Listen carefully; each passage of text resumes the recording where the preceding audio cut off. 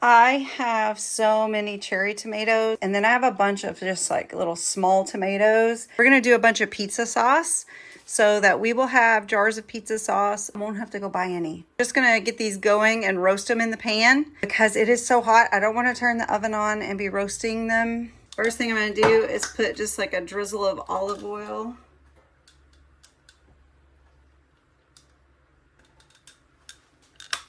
I'm gonna throw garlic in.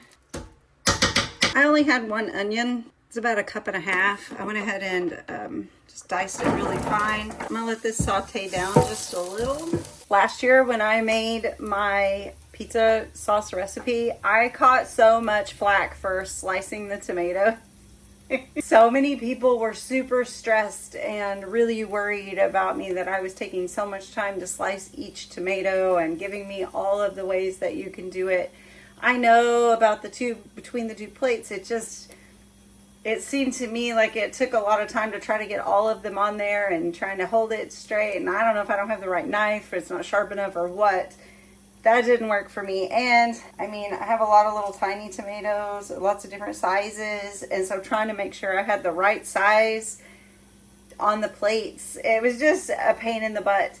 And I do have a slap chopper where I could like put them on there and slap it, but someone told me that if you put them in the oven or in your roaster, they will just pop on their own.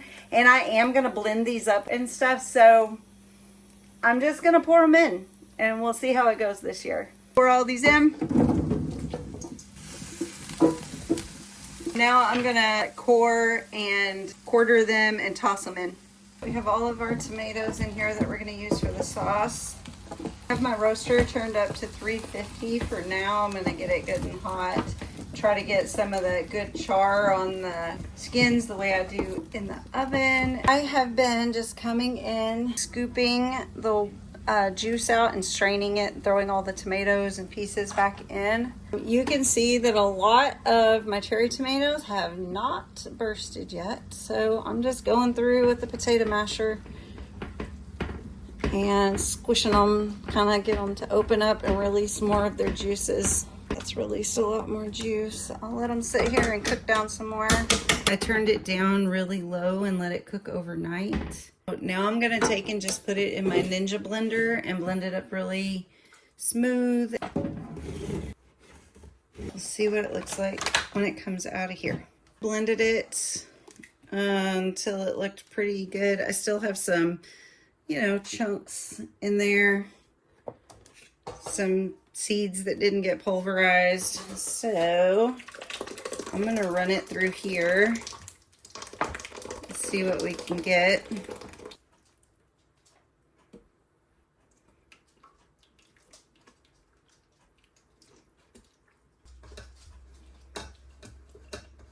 So this is like all of the stuff that's not going through the sieve.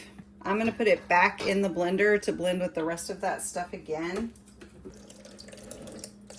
Here's our second batch. This is working a lot better with it being already all mashed up. So looks like we got what we need. This is our finished strained pizza sauce. I'm gonna put it in a pot and put it on the stove so I can kind of cook it down a little bit more, but I'm also gonna add all of our seasonings to it to make it pizza sauce.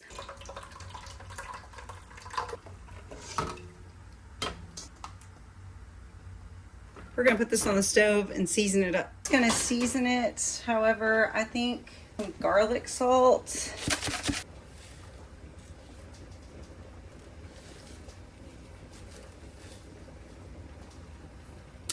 So I got my jar of onion powder. Put just a sprinkle of pepper in there. That's pretty good. I feel like it needs a little more salt though. I'm also gonna add just we're gonna start with a 1/2 tablespoon of sugar to kind of cut the acidity of the tomatoes just a bit in the flavor. So I'm gonna just do another teaspoon of salt and see how that does.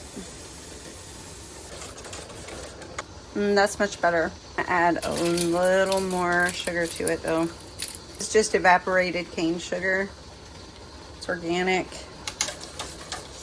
Oh, that's good. So we're gonna do these three. I have a little bit of like powdered green onion. I'm gonna toss that in there too.